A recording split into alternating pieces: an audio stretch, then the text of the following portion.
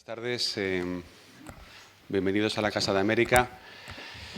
Hoy estamos aquí para escuchar una conversación sobre la crónica como género literario. Yo quería agradecer a Roberto Herschner, a Andrés Felipe Solano y a Martín Gómez que hayan venido hasta aquí, hasta la Casa de América, para hablar delante de todos nosotros. Como saben, en la literatura iberoamericana contemporánea, la crónica se ha convertido en un género de referencia tanto por la jerarquía de sus cultivadores como por la calidad de sus obras y la actualidad de sus temas. La reflexión de hoy va a girar sobre qué carácter tiene la crónica, si es un género literario, si es periodismo llevado a la literatura. Además, me gustaría que también ellos hablarán seguramente de las diferencias que se dan entre España y América en el cultivo de este género. Hemos tenido ocasión de hablar un poquito sobre esto y creo que hay cierta divergencia en este momento en ambos lados del Atlántico. Yo querría presentar muy rápidamente a nuestros ponentes, a Roberto Herschner, argentino, es periodista especializado en cultura, sociedad y medio ambiente. Dirige y enseña en el máster en periodismo de la Universidad de Barcelona y es autor de obras como Periodismo narrativo y de relato de no ficción Los viajes del Penélope. Es corresponsal en España de la revista Opera News. Andrés Felipe Solano es colombiano, está a mi derecha, novelista y periodista, autor de libros de no ficción como Corea, Apuntes desde la cuerda floja y Salario mínimo. En 2008 fue finalista del Premio Fundación Nuevo Periodismo Iberoamericano por su crónica 6 meses con el salario mínimo. Moderará esta conversación Martín Gómez, representante del Instituto Caro y Cuervo, también de Colombia. Como saben, el acto de hoy coincide, una feliz coincidencia, con la entrega del Premio Nobel a la cronista Svetlana Alexievich. Yo creo que es un buen momento para celebrar todos que una cronista haya ganado el Premio Nobel de Literatura y qué mejor motivo que este para empezar esta conversación. Así que sin más, les deseo a todos una velada interesante. Gracias.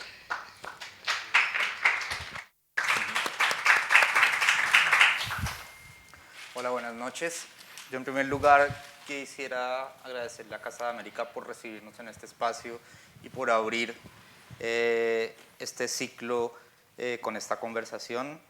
Agradecerles también a Roberto y a Andrés Felipe por aceptar la invitación a venir a hablar aquí sobre la crónica como género literario y agradecerles a ustedes también por haber venido a esta conversación. Yo les formularé a ellos una serie de preguntas a partir de las cuales me gustaría que entabláramos un diálogo rico. Y lo primero que quisiera preguntarles es ¿cuándo y bajo qué circunstancias tuvo lugar su primer contacto con la crónica? Primero en tanto que lectores y luego como autores. Si quieres empezar tú, ¿Empiezo Roberto, yo? por orden alfabético, ¿sí? Sí. Creo que en mi caso no le puse nombre a la crónica. Yo era de niño y de adolescente un lector voraz, no me imagino a alguien que quiera dedicarse a escribir que no lo sea, y leía todo. Y me fui encontrando, sobre todo en la época en que yo empecé a leer, la época más terrible de la dictadura en Argentina, la época de después de la dictadura, con una serie de textos que juntaban dos cosas que me atrapaban. Una es el fulgor de la palabra que tiene la literatura, que tiene la poesía, que tiene la novela. Y por otro lado, el explicarme un mundo complejo, cruel, difícil, cambiante. Hay una serie de autores argentinos a los que me llegaron. Por un lado, la época de la transición a la democracia fue la recuperación de un gran escritor de crónica de no ficción en Argentina, que es Rodolfo Walsh, y después toda una serie de personas, de escritores de mi generación. Nosotros estábamos saliendo de una época de prohibición, de censura, de desaparecidos, digamos. La generación anterior a la mía tuvo más de, entre los miles de desaparecidos, hubo más de 100 periodistas desaparecidos. Y había como un atropellamiento de escribir sobre lo que nos pasaba, con la forma en que habíamos leído las cosas que se podían publicar en la época de la dictadura, que eran sobre todo ficción, porque como ficción no eran censuradas. Yo creo que empecé por ahí. Tal vez mencionaría Operación Masacre de Rodolfo Walsh, y un libro que me cambió la vida, que es mi introducción al nuevo periodismo norteamericano, que es la antología de Tom Wolfe, El Nuevo Periodismo. Yo tampoco tengo muy claro el momento en que dije, bueno, esto es una crónica y estoy leyendo una crónica.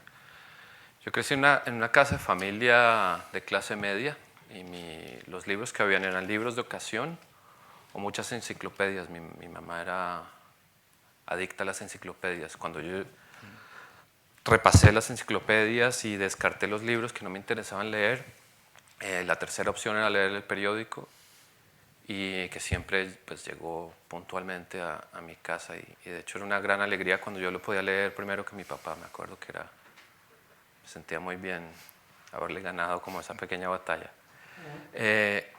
Y me imagino que al repasar el periódico, siendo pequeño, me encontré con cierto tipo de artículos que no hablaban de la actualidad, que no estaban refiriéndose a las noticias en sí, y me empezaron a interesar, yo creo.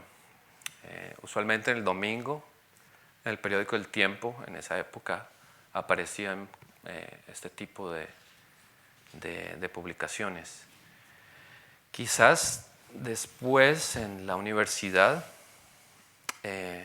empezando la universidad, leí una cosa que me sorprendió mucho, que fue El Duque en sus dominios, que no es en sí una crónica, es más un perfil, pero bueno, de Truman Capote. Y eso sí lo identifiqué como, bueno, ¿esto qué es? Esto no es una pieza de ficción, ¿de dónde viene esto? Y me empecé a interesar, digamos. Ese fue como el origen, quizás. Sí. Y luego ya como profesionales, Sí.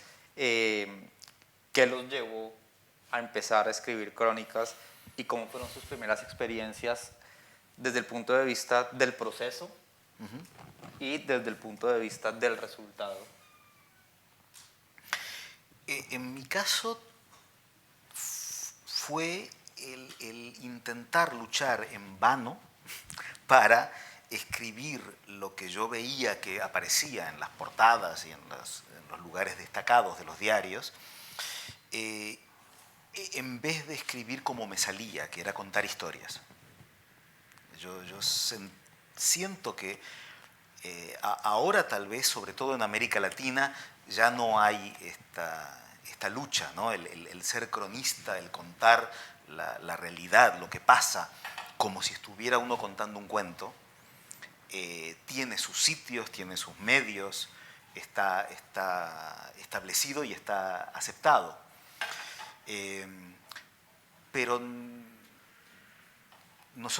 yo sentía que quería contar las cosas como a mí me gustaba que me las contaran.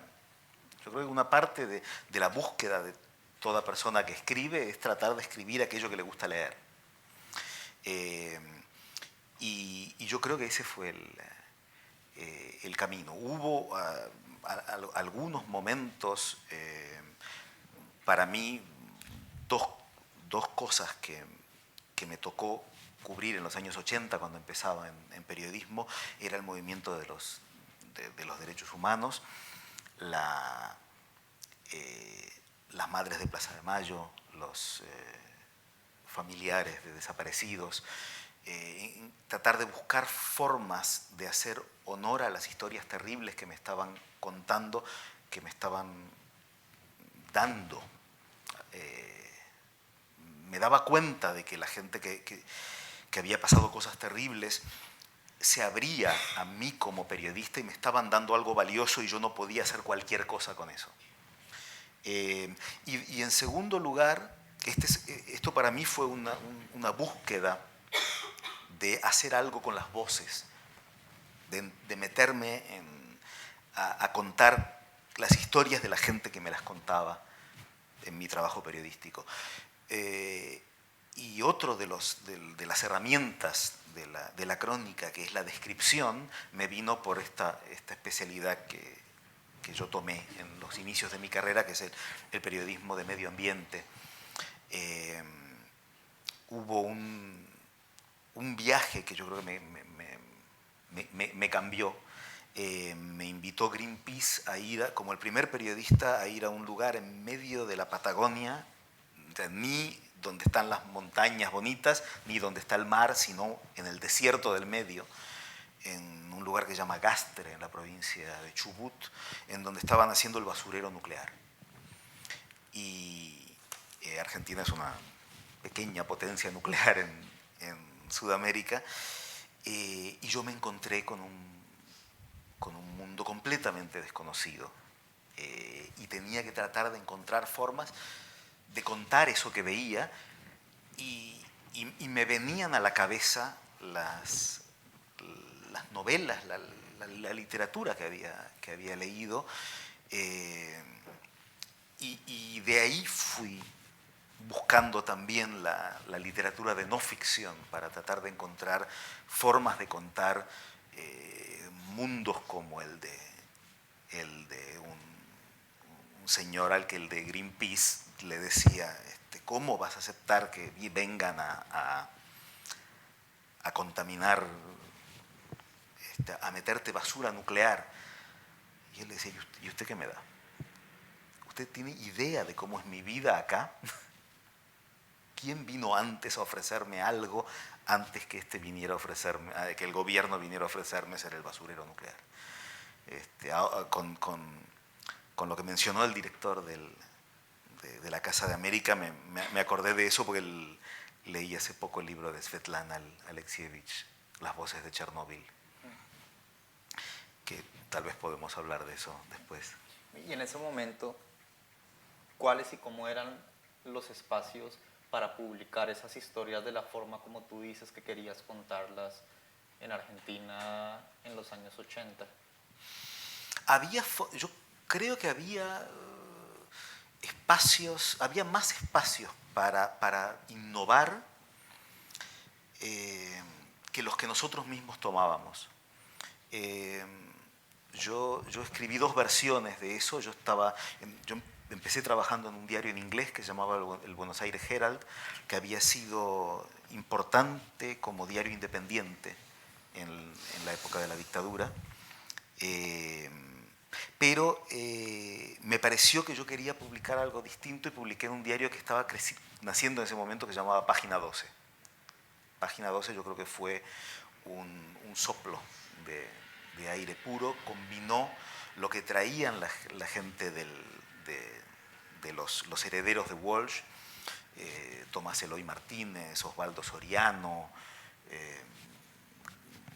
con nuevos periodistas que estaban tratando de contar las cosas de otra manera. Era una forma nueva que incluía esta idea de acercarse de otra forma a las voces y a la descripción de lugares o que no conocíamos. Yo le trataba de contar al lector de Página 12 este sitio en medio del desierto de la Patagonia donde el lector no había estado, pero también de llevarlo a ver de otra manera lugares donde el lector había estado pero que no conocía, ¿no?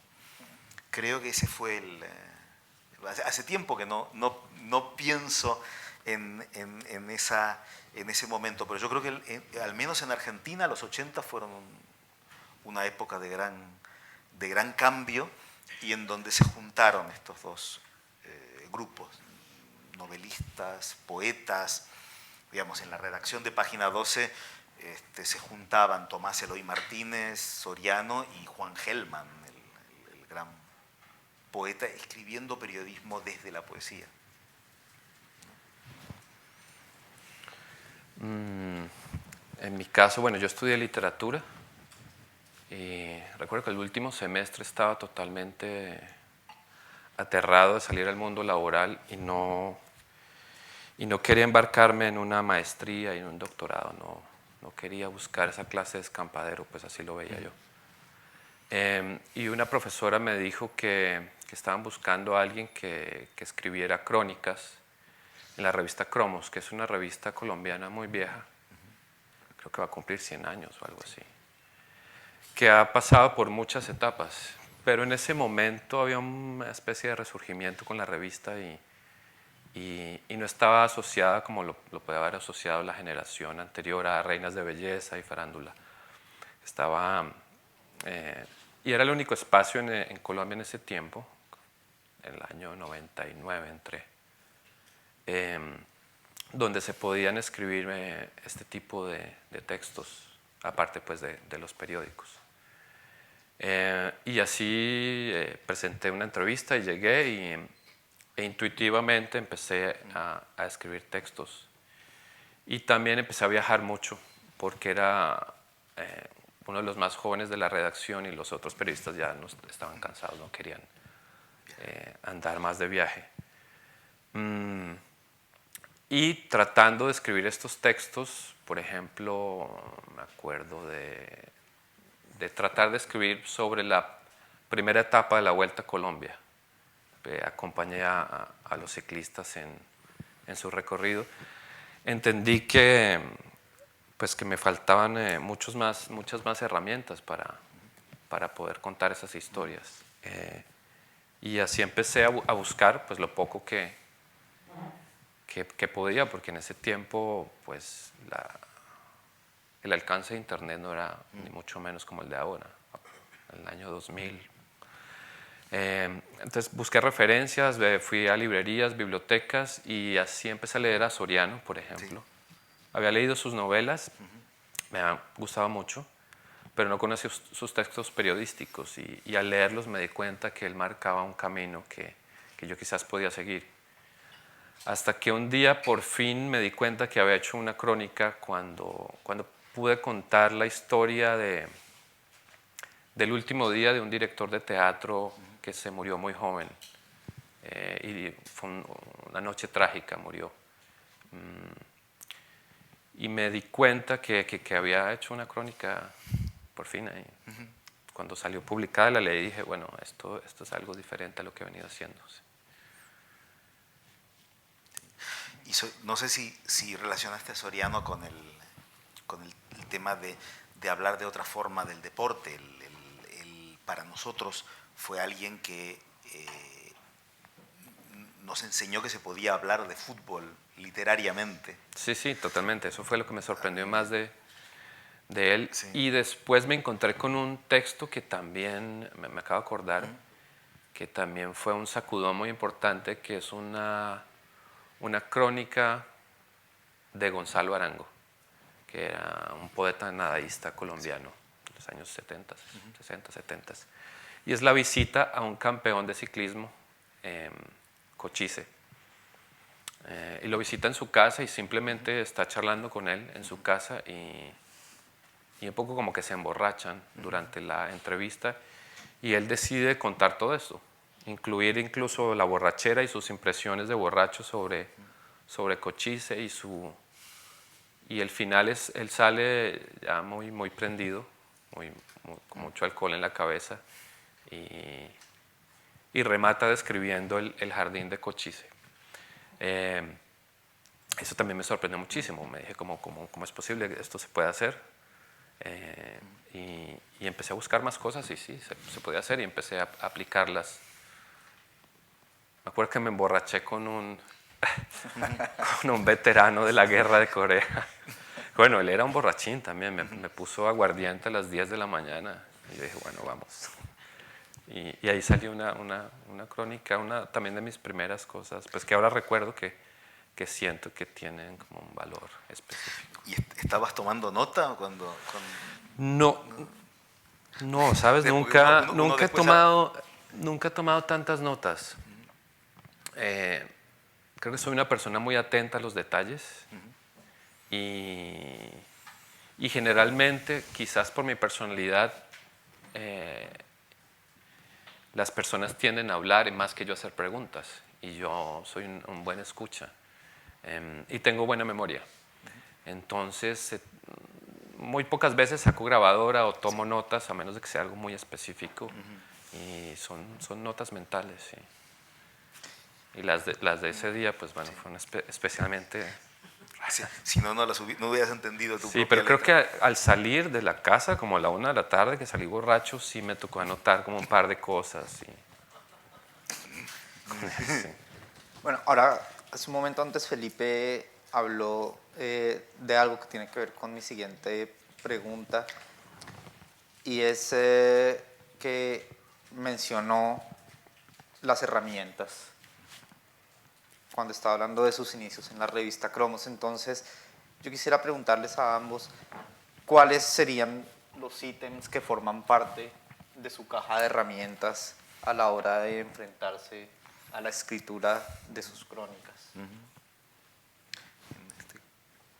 ¿Quieres empezar vos? Bueno, sí. Sí, está bien.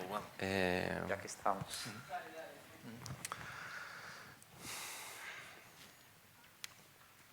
Pues yo las fui descubriendo también a medida en que empecé a escribir. Y una de ellas, por ejemplo, fue incluir dentro de mis crónicas diálogos, como los diálogos de ficción. No era muy normal en los textos que yo había leído periodísticos que se incluyeran un diálogo largo, de corrido, entre 2 o 3 personas. Esa fue como, digamos, la primera herramienta que yo descubrí que se podía usar en las crónicas. Otra cosa que me lancé a hacer y que de hecho estuve pensando y no lo he vuelto a hacer y quizás valdría la pena hacerlo de nuevo. Bueno, yo trabajé en esta revista Cromos y después salté a otra revista que se llama Soho y ahí fue editor de crónicas. Pero bueno, empecé como reportero y en esas primeras crónicas en Soho incluía citas de libros, como si fuera un ensayo. Esa herramienta la usé durante un tiempo. Recuerdo que en una crónica que era pues uno de estos temas que son muy... que a mí me gustan porque pueden ser un reto, pero que entiendo que mucha gente los vean como una fantochería, y es una de estas crónicas de inmersión. Esta era muy corta, yo tampoco he hecho muchas, he hecho 2 en realidad. Y esta era un día,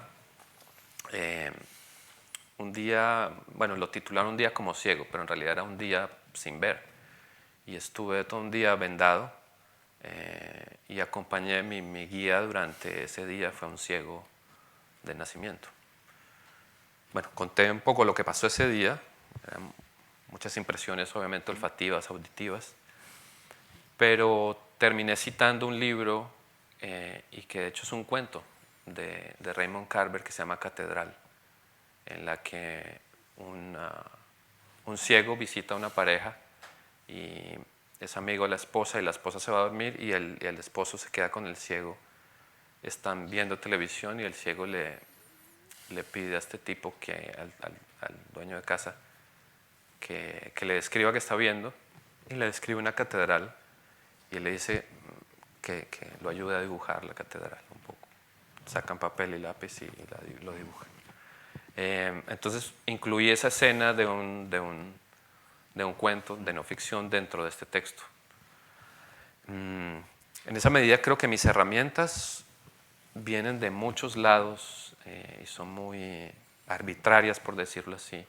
Y esas mezclas que he podido lograr, creo que ahí está lo interesante que haya podido alcanzar.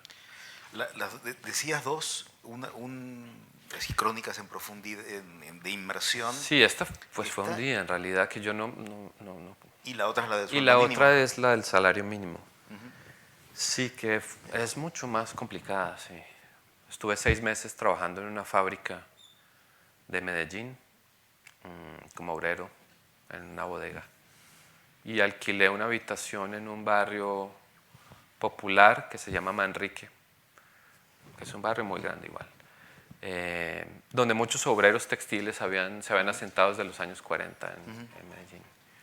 Y viví 6 meses y conté después la experiencia, que ahora incluso acaba de salir en formato de libro. Salió como una crónica de una revista en el 2007.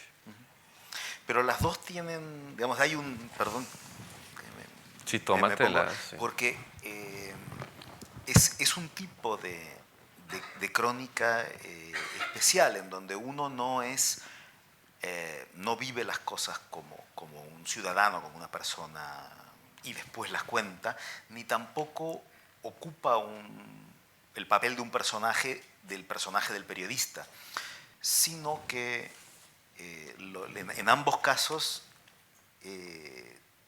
hay un elemento de cambio, de disfraz, de ponerse en el lugar del otro, que me parece muy, muy interesante, de ver cómo es ponerte a vos mismo o en peligro en una situación incómoda, distinta de tu vida normal, y ver qué te pasa, hacer una especie de experimento personal y contárselo al lector, ¿no? Esto, digamos, para mí, yo descubrí esto también en esa época de empezar a leer con un libro que aquí fue, yo creo que muy, muy impactante, porque fue el primero que inició la colección de libros de la colección Crónicas de Anagrama, que es Cabeza de Turco, de Günter Wallraff.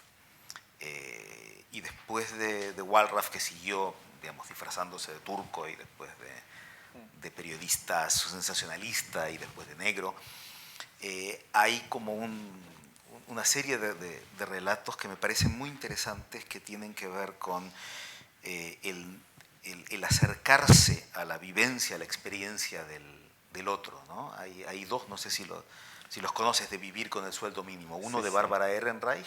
Sí, Nichols and Dimes se llama. Nickel and Dime, sí, y otro en Francia de Florence Aubenas, el muelle. Y en ambos, sí, están, digamos, para contar esta otra vida la viven, digamos, tal vez García Marquianamente se podría llamar sufrir para contarla. Sí, yo de hecho creo que lo que puede tener el valor de esta crónica del salario mínimo es que yo decidí incluir estas preguntas sobre mi trabajo, por qué yo había decidido hacer esto, la reacción que podía tener la gente, mis dudas todo el tiempo, porque yo dudé todo el tiempo en esos 6 meses. Tuve momentos de angustia al sentirme que estaba, además de siendo un impostor, engañando a gente que me estaba abriendo su vida.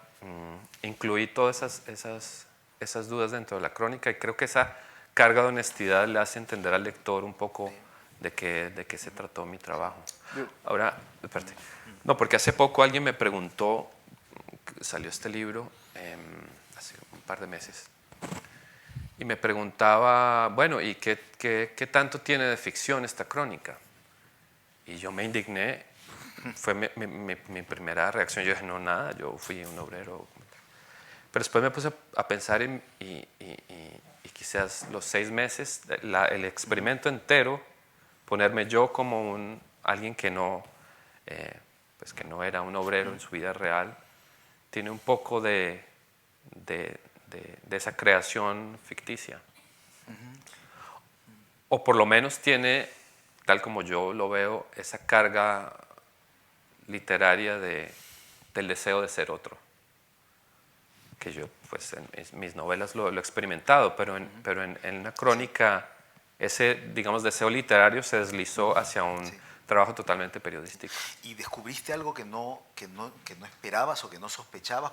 Digamos, yo pensaba que tenía una idea de cómo era la vida de la gente que vive con el salario mínimo, pero hasta estar en sus zapatos ni sospechaba de algo.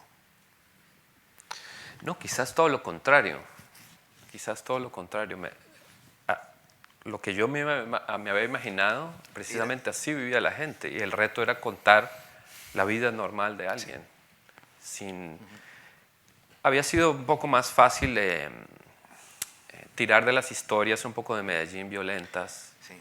que de todas maneras se cruzan en la vida de la gente. Y las traté de incluir, pero me traté también de enfocar en la vida de alguien normal que se gana un sueldo y con eso tiene que vivir y cómo arma su vida y las pequeñas cosas que en el día a día tiene que hacer.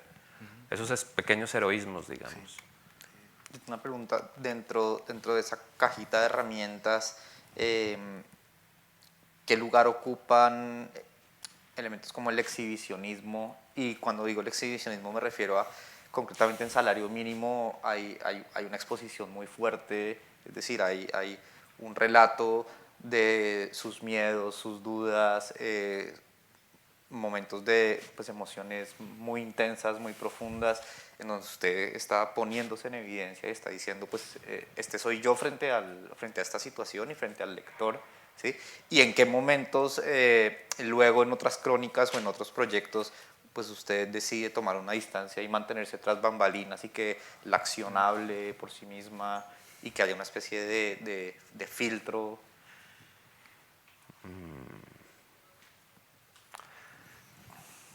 Pues es raro verme así, porque yo en realidad soy un hombre tímido, no soy un hombre muy exhibicionista.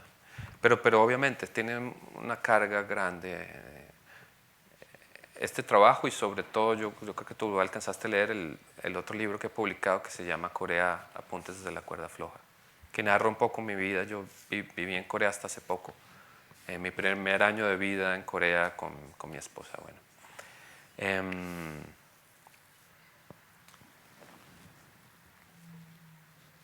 Pues no necesariamente, no.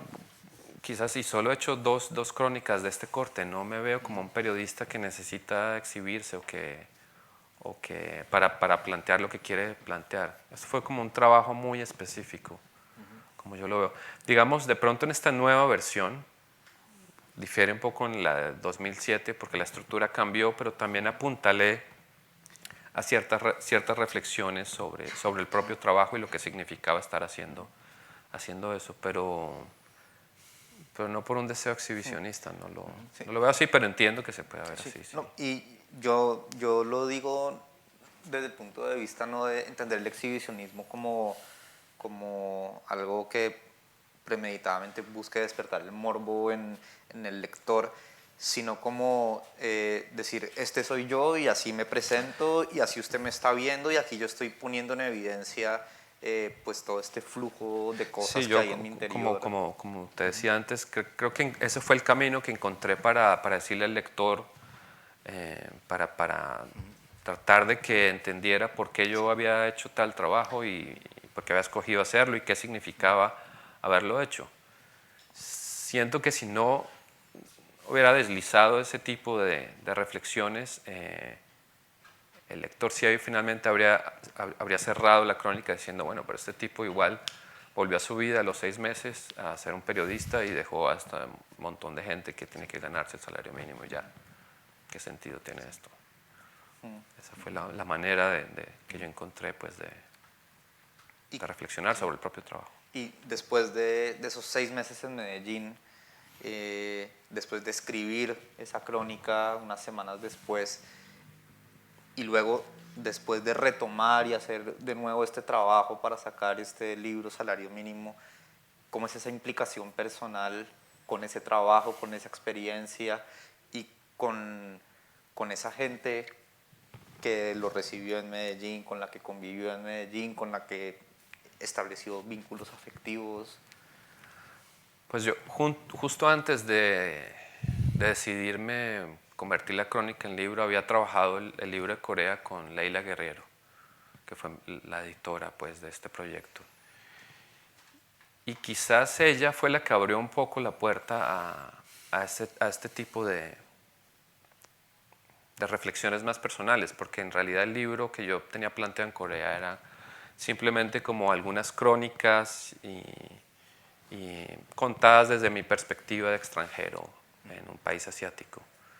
Pero ella supo pulsar un par de botones y finalmente me abrí como a contar cosas un poco más íntimas. Venía de todo este trabajo que fue una descarga grande emocional e inmediatamente salió el proyecto de convertir la crónica en libro. Entonces mi mente todavía estaba, digamos, estaba funcionando de esa manera y creo que eso ayudó a que la crónica al salario mínimo se convirtiera en este tipo de libro, donde me decido a contar, por ejemplo, en un epílogo, las reacciones que tuvieron las personas después de leer la crónica y mi relación después con la familia con la que yo viví. Un poco eso, sí. Sí. Roberto, tu caja de herramientas. ¿Qué Herramientas, tiene? sí. Yo creo que lo primero de lo que está llena mi caja de herramientas es de preguntas. Yo creo que uno tiene que salir armado de preguntas más que de respuestas. Por eso yo siempre me pregunto eso que te pregunté a vos, ¿no? ¿Qué quiero ver? ¿Qué quiero comprobar? Y después, ¿qué es parecido a lo que esperaba? Y qué me sorprende, qué es distinto y por qué, y muchas veces ahí hay nudos, ¿no? A veces no es que sean muchas preguntas, pero que sean preguntas importantes, ¿no? No hay, la crónica es una respuesta y está basada en de qué manera armamos las preguntas. Y el ir, yo creo que eso nos guía, es, como se dice normalmente en esto, hay que gastarse las suelas de los zapatos, hay que pasar calor, frío, mojarse, pasar mucho tiempo para entender cómo viven, qué le pasan por la cabeza a gente distinta a uno. Y intentar que las preguntas guíen ese viaje, ¿no? Para mí es siempre un viaje y una de las herramientas es la voz narrativa, la construcción de la voz narrativa para hacer ese viaje, y otra es el diseño de un arco narrativo, una estructura para lograr invitar al lector a ese viaje. Me parece que funciona la crónica cuando se logra algún tipo de identificación entre el lector y lo que pasa en la crónica. A veces la crónica en primera persona busca, y no sé si lo buscabas vos en ese trabajo del sueldo mínimo o de tus experiencias en Corea, en que vos fueras el personaje que se ponía a disposición del público para que intentara ver esos mundos distintos con tus ojos. A mí me pasó en mi primer libro de crónicas, que se llama Los viajes del Penélope, y que fue un libro muy, muy complejo que me llevó muchos años escribir porque empieza con una experiencia mía personal que no viví para contarlo, sino que me tocó. Yo, digamos, a los 18 años, en plena dictadura militar argentina, me tocó hacer el servicio militar, lo que acá es la mili, y como conscripto me tocó ir a la Guerra de las Malvinas. Yo soy un excombatiente de la Guerra de las Malvinas, un veterano. Y no quería escribir las memorias del veterano.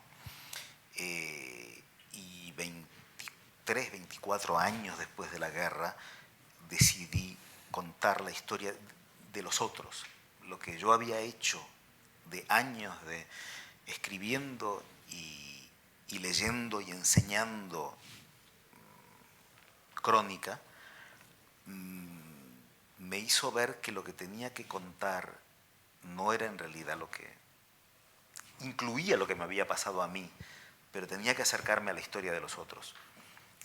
En ese caso, digamos, yo había tenido viví una guerra muy extraña, distinta a muchos otros. Yo no estuve como la mayoría de los soldados argentinos en Malvinas, en un pozo, en ejército, en un pozo de Zorro, esperando, muriéndose de hambre, de frío, hasta que una noche vinieron este ejército del primer mundo y les pasó por encima.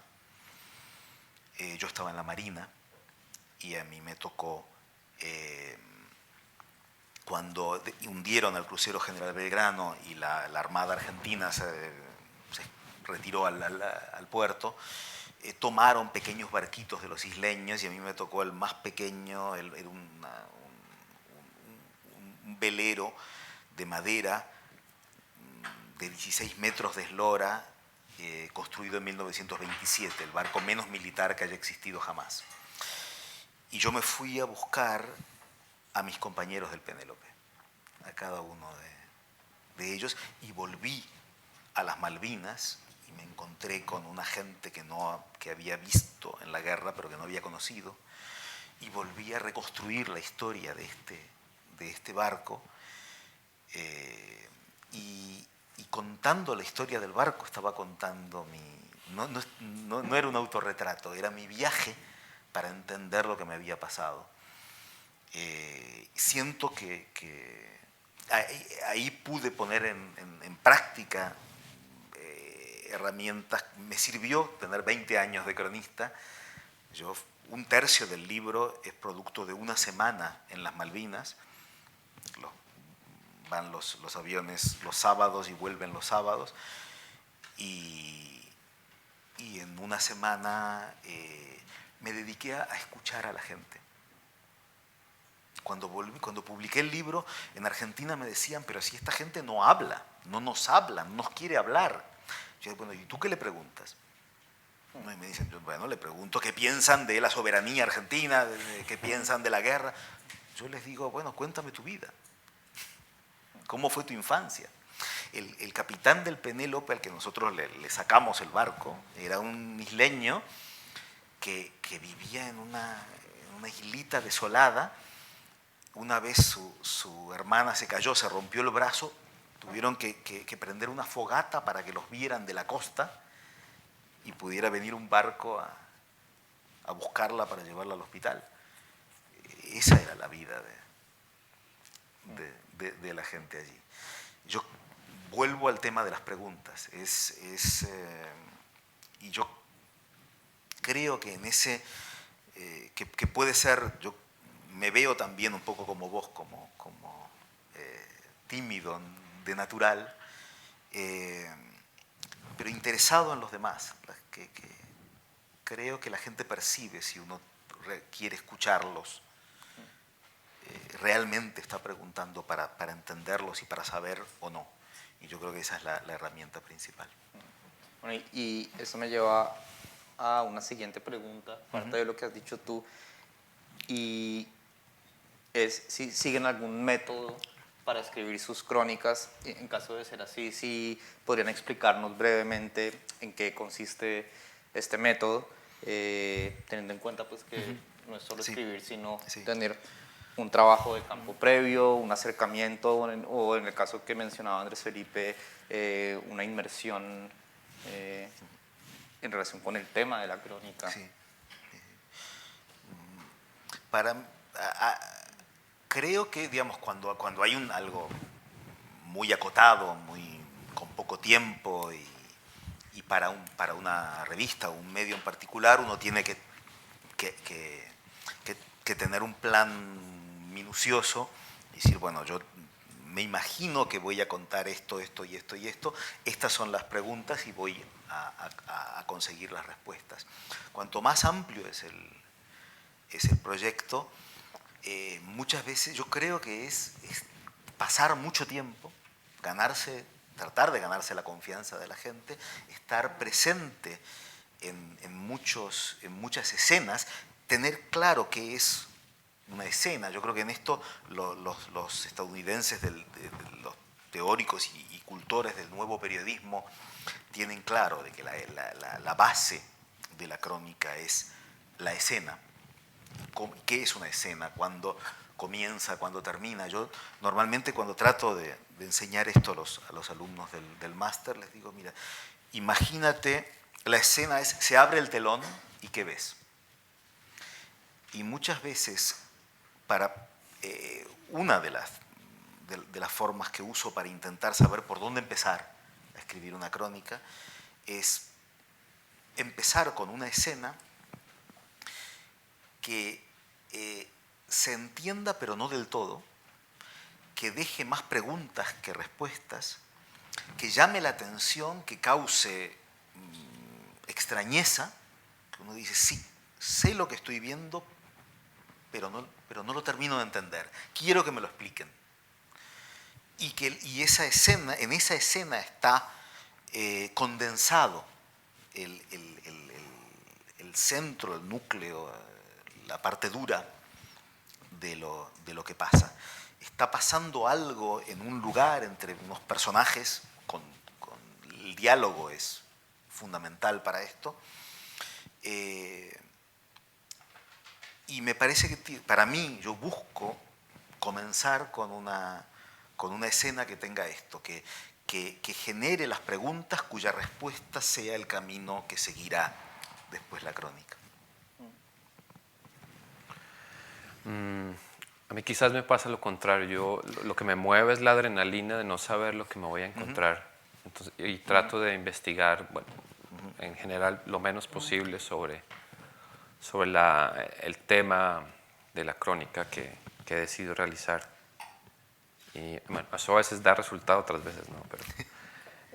Pero una vez dio muy buen resultado. Por ejemplo, tenía que hacer una crónica sobre cómo es el piloto de un avión Hércules, un avión de estos gigantes de la Fuerza Aérea.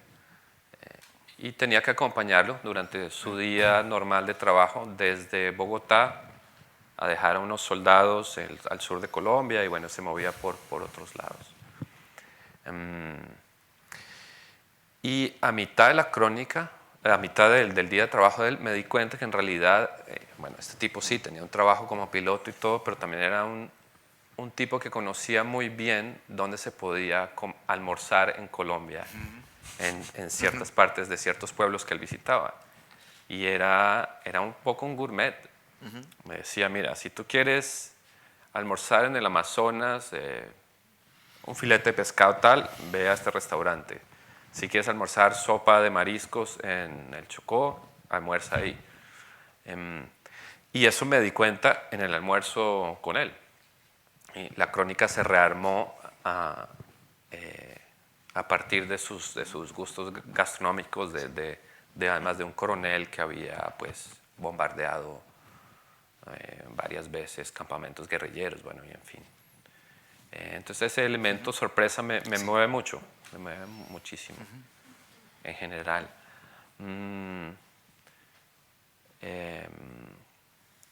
Voy siempre muy, muy atento, eso sí. Trato de dormir bien el día anterior, de no tener resaca, no haber comido algo muy, muy pesado, estar digamos, en buena forma física, para estar muy atento a lo que me voy a encontrar. Y una de las cosas que he descubierto con recurrencia es que en realidad las personas no dicen cosas muy interesantes, digamos, ciertas personas, pero a través de sus actitudes o su modo de vestir o su modo de pedir cosas, se puede intuir un poco de la personalidad de cada cual. Entonces, en la medida de lo posible me gusta mucho visitar la casa de la persona que voy a entrevistar o que tiene que ver con la crónica, estar, no sé, en su sala, en su cocina, si es posible, o ir al bar a donde va. Muchas veces trato de almorzar, por ejemplo, no sentarme a hacer una entrevista, sino vamos a almorzar y ahí hablamos. Esa es una como de las cosas que trato de hacer en mis crónicas. algo que fluye con una cierta espontaneidad y que hace que se pueda generar una especie de atmósfera de confianza con, con la persona que puede ser el eventual protagonista de la crónica. Sí, un poco eso, un poco generar como ese espacio donde yo no sea visto como el periodista que viene de una redacción a investigar algo y después se va y hasta luego. Sí. Y son cosas que apelan a los sentidos, ¿no? Lo que, digamos, los diálogos en los que uno escucha, la descripción de sus sitios, de su casa, del lugar donde come. Sí, yo hago un montón de preguntas que finalmente de pronto en la crónica no tienen nada que ver o van a resultar, o siendo un dato importante, pero pregunto qué clase de música oye, sí, qué deporte favorito tiene, un poco para enterarme de otras partes de la persona entrevistada. Sí. Lo que dijo hace un momento Andrés Felipe en relación con la manera como él reorientó la crónica del piloto del Hércules a partir de descubrir que él era un gran conocedor del circuito de la comida en Criolla distintas zonas de colombiana. Colombia, me da pie para una siguiente pregunta, que es ¿cómo es el proceso de búsqueda y definición de la perspectiva desde la cual se escribe la crónica y del tono de esta? Es decir, ¿cómo es esa búsqueda hasta dar con esa perspectiva y con ese tono? Hay todas estas cosas se van construyendo en la práctica, ¿no? Hay, por un lado, vuelvo a algo que no me había dado cuenta hasta que lo dije hace un rato, este tema de buscar la forma natural que uno tiene de contar las cosas, de qué manera le sale a uno, ¿no? Entendiendo que tal vez la crónica es el género por literario, un poco volviendo al nombre de esta charla, que es opuesto a la regla de oro del periodismo objetivo y del periodismo de agencias, que es que vamos nosotros tres a ver una conferencia, en estos días un acto político de uno de los partidos en campaña, o un crimen o un partido de fútbol, y hay una forma objetiva en donde los tres lo haríamos exactamente igual y no se podría saber quién lo hizo. El punto de vista y el estilo son lo propio del cronista, y parte de eso es la construcción de una voz que por un lado sea reconocible en los distintos trabajos que hace cada uno, pero por otro lado que se adapte a aquello que estamos buscando, ¿no? Hay una de las cosas que decía Tom Wolfe en su introducción al nuevo periodismo era que uno va a una carrera de autos veloces y la prosa es veloz, y uno va a un torneo de ajedrez y la prosa es lenta y pausada. Tal vez es una cosa simple, pero uno trata de preguntarle. Una de las cosas más fáciles de decir y más difíciles de hacer es preguntarle a la historia cómo quiere ser contada. Y yo creo que encontrar el tono tiene que ver con esto, encontrar uno en donde uno se sienta cómodo, en donde sea un diálogo con el tema. Yo me encuentro todo el tiempo enseñando el máster que dirijo tiene parte de periodismo escrito y radiofónico y televisivo, y después de dar toda una asignatura de periodismo narrativo o crónica, de contar con palabras lo que en un papel o lo que sucede, cuando viene el profesor de televisión y les dice aquí está el documental, muchas veces los alumnos dicen, esto es, ¿por qué no nos dieron esto antes? Y si se podía contar con ruidos y con imágenes y con cosas que se mueven y música y Más tuneado. y todo esto. Y eso me ha hecho pensar mucho. Digo, pero ¿por qué seguimos escribiendo? Cuando existe el multimedia y existe el audiovisual. Y yo creo que una de las cosas que sigue haciendo mejor que nadie este periodismo escrito personal y en profundidad es hacer que no veamos la realidad que nos está mostrando allá afuera, sino que se va construyendo adentro. Cuando uno lee, las imágenes no están allá, sino que se van formando en una traducción que se hace dentro de nuestra cabeza. De las palabras que vamos leyendo se construye algo propio y se puede ver el punto de vista del narrador como el nuestro propio. A nosotros nos están pasando, así como a ti te pasó que tenías que vivir en Medellín con el sueldo mínimo, a diferencia de hacer un documental sobre eso, leerte, significa que en ese momento yo como lector lo estoy viviendo. Vos te pusiste en su lugar y yo me pongo en tu lugar como tu lector. Y eso yo creo que se hace utilizando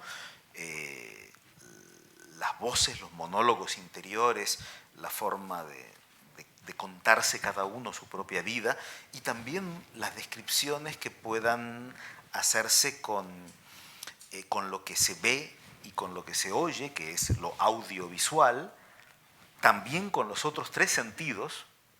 A veces no nos acordamos de que los sentidos del audiovisual son solo dos y son menos de la mitad. Creo que en las crónicas y con palabras podés llegar a los olores, a los sabores de lo que le gusta comer a tu personaje que al mismo tiempo mata y le gusta comer. Al tacto, a la sensación de frío, de calor, de tocar,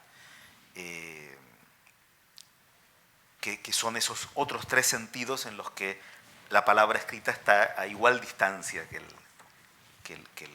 lo audiovisual, ¿no? Y yo creo que es un bien hecho, esto puede ser una experiencia al mismo tiempo maravillosa y devastadora, el de pronto sentir que uno se acerca a una crónica y con ella ve de otra forma el mundo, ve de otra forma algo que creía que conocía y en el mejor de los casos se ve distinto a sí mismo la próxima vez que se ve al espejo, ¿no?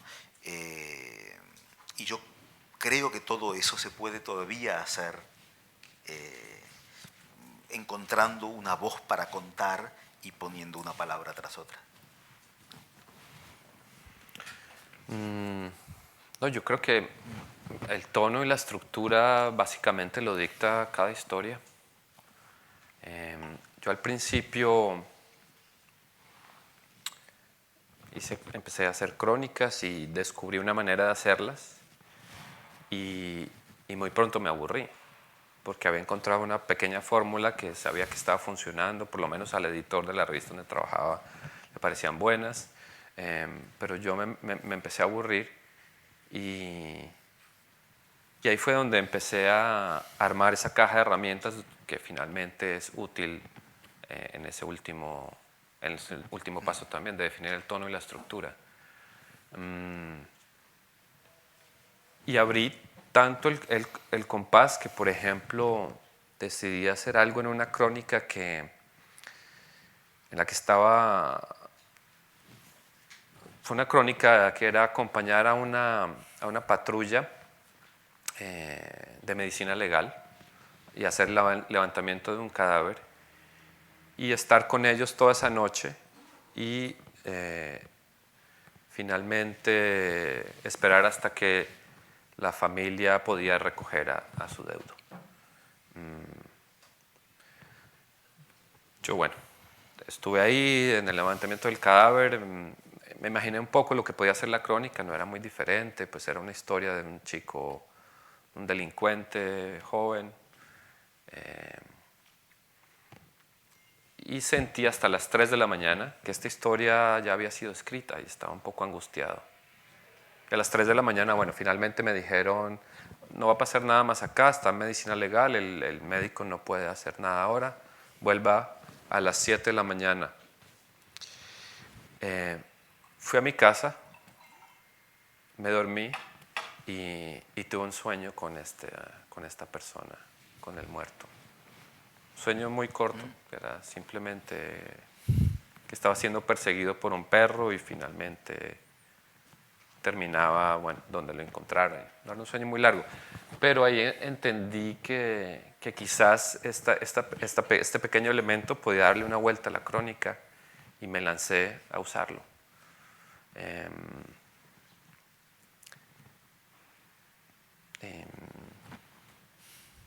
¿Pusiste tu sueño? Sí, puse el sueño, así rematé, me acuerdo, estaba tratando de acordarme un poco porque pues, la Es un escribí hace recurso que mucho. utilizó para Pero rematar. sí, cuando ya estaba cansado de mi propia fórmula, apareció este recurso. Sí. Y así, más adelante, traté de estar más atento a la utilización de estos recursos. Obviamente en otras crónicas lo más natural incluso es una historia muy lineal, muy sencilla, digamos. Una pregunta, ¿cuáles son las figuras? Y cuando hablo de figuras me refiero no solo a figuras del mundo de la crónica. Por ejemplo, tú hablaste de Rodolfo Walsh. Sí. Antes Felipe habló de Truman Capote cuando leyó El Duque en sus dominios. ¿Cuáles son las figuras que han influido en la creación de una mirada y de una voz de ustedes como cronistas? Y les pido que piensen en músicos, en directores de cine, en familiares, en figuras públicas, escritores, por supuesto, que les han ayudado a construir esa voz y esa mirada personales como autores de crónica. Qué bueno, pero a ver, bueno, voy a agarrar tal vez uno de cada. O lo que se te ocurra. Tal vez voy a mencionar un cronista, un compositor de ópera y una alumna. Como cronista, para mí la expansión y la liberación de que se puede hacer todo con la crónica, a mí me la dio Richard Kapuscinski. En el 2001 yo fui parte del primer grupo que en la Fundación Nuevo Periodismo Iberoamericano hizo un taller con Kapuscinski en Ciudad de México. Éramos unos 20 cronistas, ninguno de nosotros había publicado libros, y le contábamos nuestros proyectos. Él estaba volviendo a América Latina, había estado en los 70, 4 años en México, 3 años en Chile, pero tenía herrumbrado el castellano. Y entonces el primer día lo presentó Gabriel García Márquez, era además el día de su cumpleaños, en marzo, y nos pareció que lo iba a presentar y se iba a ir. Se quedó todos los días. El taller lo dieron los dos. Y no solo escuchar lo que ellos hacían, cómo se entrevistaban uno al otro, sino fue como una especie de semana mágica, que además era la semana en que estaban llegando los zapatistas al Zócalo. Y yo ya había leído varios libros de él, después traté de leer todos los que pude, y yo creo que de él aprendí la ambición modesta, la, la curiosidad infinita y algo del poder de lo material, lo concreto, lo que se ve, lo que se toca, para explicarnos ideas, conceptos abstractos. Y digamos, yo no conozco ningún otro que tenga, digamos, tantos libros y que cada libro sea completamente distinto y que cada libro tenga esto de una respuesta distinta porque le pide al tema que le diga cómo quiere ser contado. Yo tengo, todo el mundo tiene vicios y defectos. Yo soy fanático de la ópera, soy crítico de ópera. Bueno, como dijeron en la presentación, soy el corresponsal de la revista Opera News, que es como el Rolling Stone, pero de la ópera. Y yo creo que los grandes compositores me han explicado cómo contar historias. Las óperas son obras de teatro, pero con música, y de qué manera la sabiduría de la construcción y el uso de la música permite acercarse a una gran historia. Y en eso, bueno, mencionaría a Mozart y a Verdi. Verdi yo creo que es el gran maestro de transformar una historia en un relato musical. Yo muchas veces voy a la ópera porque me gusta, pensando que voy a encontrar música, pero encuentro ahí también una gran forma de contar una historia que te vuela la cabeza. Falta la alumna. Y falta la alumna. Yo dirijo algunos de los trabajos finales del máster. Hace unos años tenía una alumna colombiana, está aquí, se llama Camila Pinzón, y había hecho un trabajo sobre el tema del dolor, del sufrimiento, de la violencia, a partir de... era un ensayo, eran ideas, eran conceptos. Y para mí fue, digamos, hubo muchos. Yo a lo largo de 18 años he dirigido más de 200 trabajos finales, pero este es uno en donde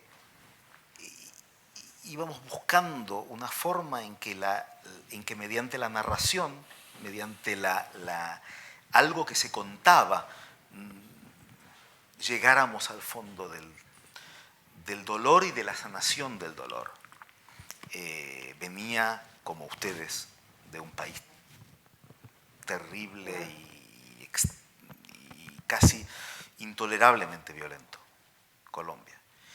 Y aquí encontró una historia de unas mujeres que habían salido del maltrato, de la violencia doméstica, y que se contaban y que le contaron historias terribles en donde yo mismo, leyéndola y trabajando con ella como editor, logré entender qué les pasaba, logré asomarme al abismo de lo que sentían y contestar esa pregunta que muchas veces uno se hace de mujeres que no se van, que siguen viviendo y siguen soportando a su maltratador.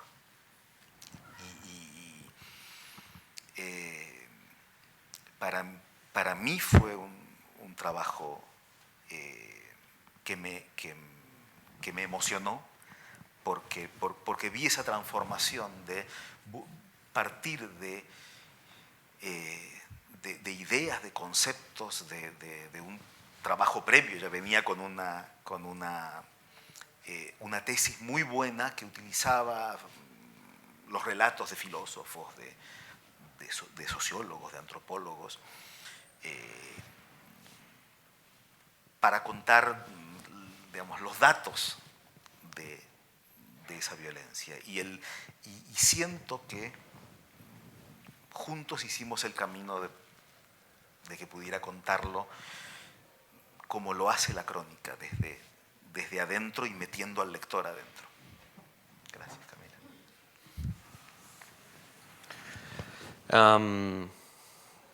Bueno, yo noté aquí 3, ¿no? Quizás un director de cine que se llama Aki Kaurismäki.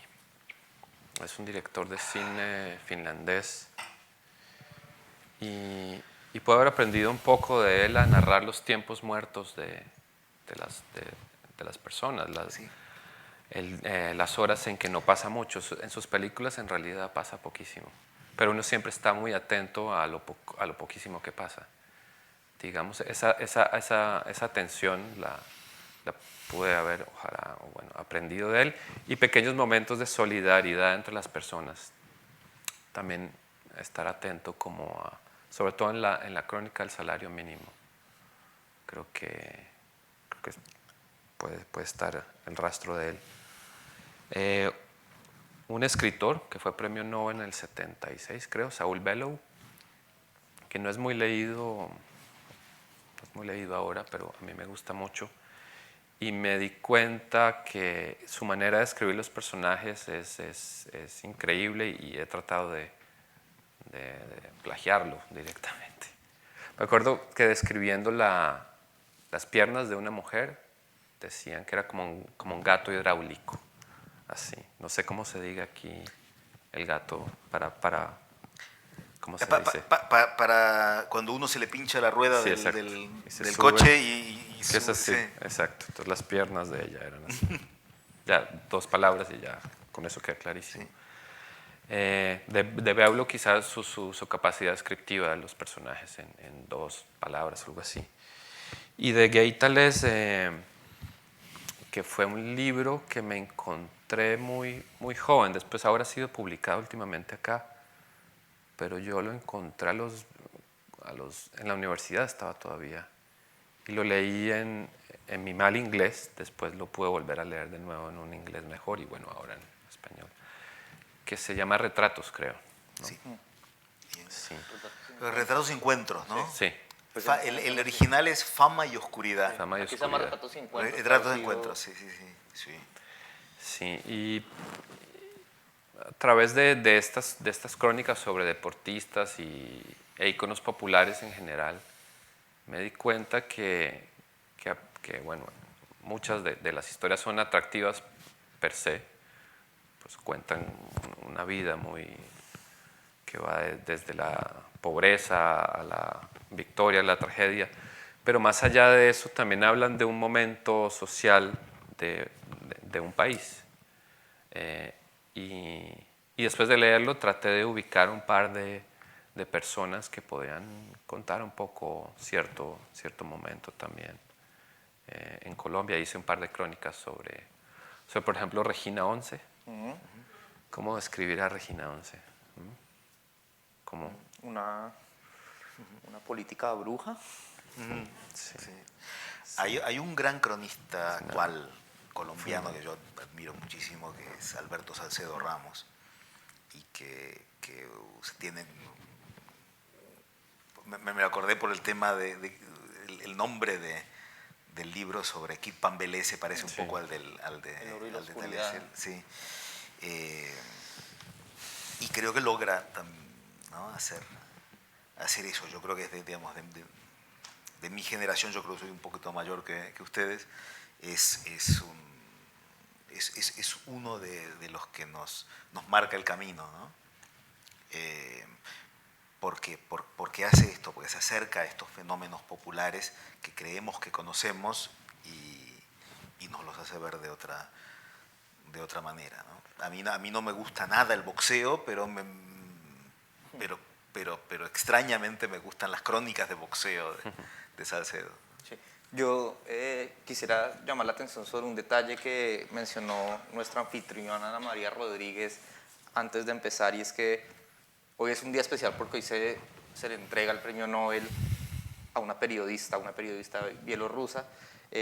Luego, antes, el director de esta casa habló del fenómeno de la puerta giratoria, del que se habla mucho en la política, del que se habla menos en el periodismo y en la literatura. En la política es las personas que entran al sector público y luego vuelven al privado y hacen todo el tiempo este deslizamiento. Lo que interesa en lo que estoy diciendo tiene que ver justamente con esta idea de la puerta giratoria y con una especie de estereotipo que dice que muchos periodistas están trabajando como periodistas mientras fortalecen el músculo y desarrollan la capacidad o el talento de escribir una novela. ¿Sí? Sí, Es decir, sí. es un lugar común, ¿sí? Pero pues evidentemente hay muchos periodistas que escriben ficción o muchos autores que simplemente son autores de ficción y de no ficción, como Andrés Felipe, por ejemplo. ¿Sí? Entonces, quería preguntarles si les ha pasado o les pasa a menudo que tienen un tema sobre el cual van a hacer una crónica y dicen, oiga, pero yo este tema quizás podría utilizarlo para hacer otra cosa. O si alguien de fuera les dice, oiga, venga, pero esto que usted está escribiendo, ¿por qué va a desperdiciarlo haciendo una crónica si podría utilizarlo para algo más elevado? Es decir, ¿les pasa eso? ¿Les ha pasado? Sí. ¿Han visto esa situación? Sí. Para mí no hay nada es más elevado, digamos, como se dice, de tantas cosas, de los libros, de la música, digamos, solo hay dos géneros, lo bueno y lo malo. Hay crónicas que son mejores que ninguna novela y yo creo que sí hay algunos elementos que hacen que ciertas cosas, y esto le pasa mucho a autores que hacen las dos cosas, no sé, por quedarme con los colombianos, Laura Restrepo, el mismo García Márquez, ¿no? Para mí lo que siento que me pide la crónica es aquello en donde yo no me puedo imaginar el mundo real que está allí. Muchas veces el gran problema de transformar en novelas cosas que también podrían ser periodismo literario o narrativo, es que terminamos reconduciendo o reduciendo lo que pasa afuera a los límites de nuestra propia imaginación y de nuestra propia experiencia vital. Inclusive, si no vivís con el sueldo mínimo, el cómo es la vida de alguien que vive con el sueldo mínimo, que te podés imaginar sin haberlo hecho, tiene sus límites. La Corea que te imaginabas antes de ir, era en el momento en que, a mí al menos me pasa, y a mí me pasó cuando hice un libro que todavía estoy trabajando con editores, que se llama Crónicas Bananeras, sobre las plantaciones bananeras en Centroamérica.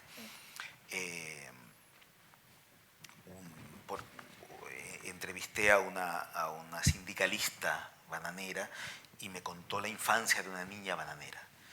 Y una de las cosas que me dijo es, bueno, nosotros nos usaban, nos ponían así como, porque era más fácil ponernos a nosotros como una especie de poste, y entonces tenían las bolsas de plástico azul, que son las que, si ustedes fueron por las plantaciones bananeras, llenas de químicos, y entonces abrían las bolsas sobre ella, una niña de 9, 10 años, así ya estaban abiertas, entonces después las ponían sobre el banano.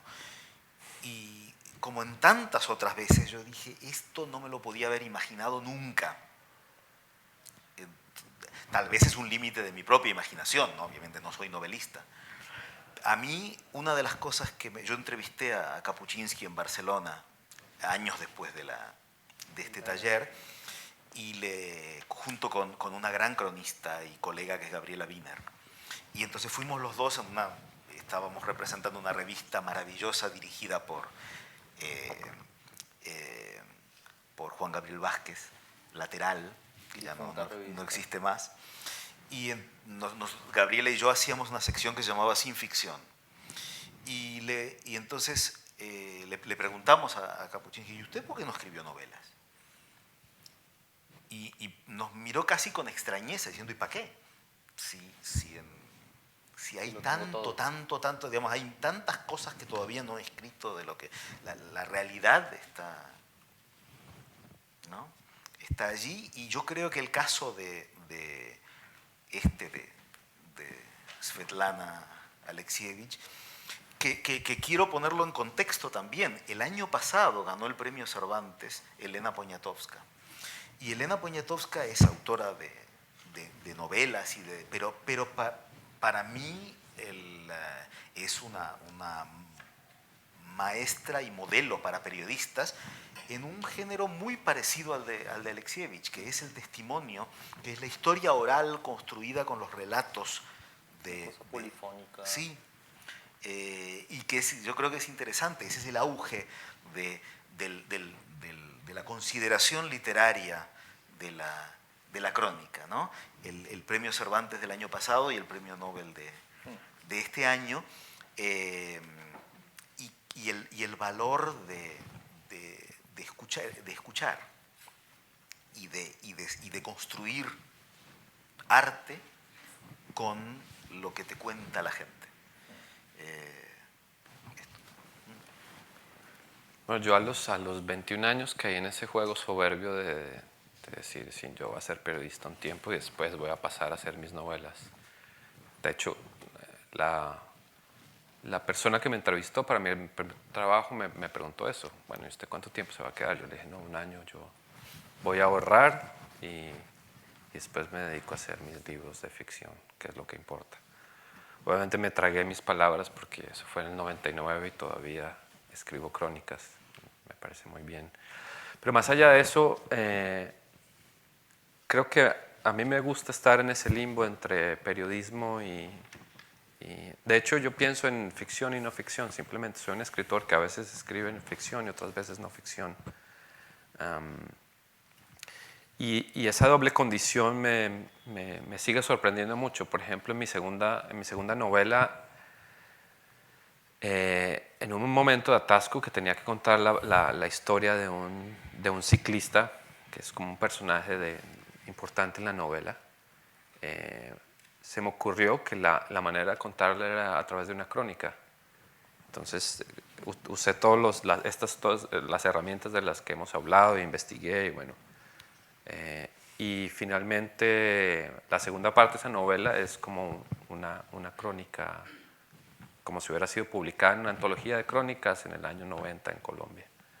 Entonces esa doble condición me lleva a esos caminos que me sorprenden y es lo que me gusta de las dos cosas, que la frontera no está totalmente trazada. Sí, a veces hay algunos que hacen, son muy pocos los que hacen igual de bien las dos cosas, ¿no? Es realmente muy difícil. Tal vez uno que yo siento que nos dio esta idea de que cuando uno está empezando para ganarse la vida y para aprender las herramientas del oficio, hace periodismo, pero en cuanto se puede dedicar a la ficción se va, es Hemingway, ¿no? Era el que siempre decía que estos fueron mis inicios. Pero yo creo que los grandes cronistas hay también otro temperamento, el que le sale mejor la crónica. Yo, por ejemplo, yo soy un enorme admirador de Tomás Eloy Martínez, pero yo creo que son mejores sus crónicas que sus novelas. Digamos, su imagen tenía un talento enorme para escribir, pero no tanto para imaginar mundos o personas que no existen, ¿no? Y eso es una de las cosas que nos trataba de decir Kapuscinski, ¿no?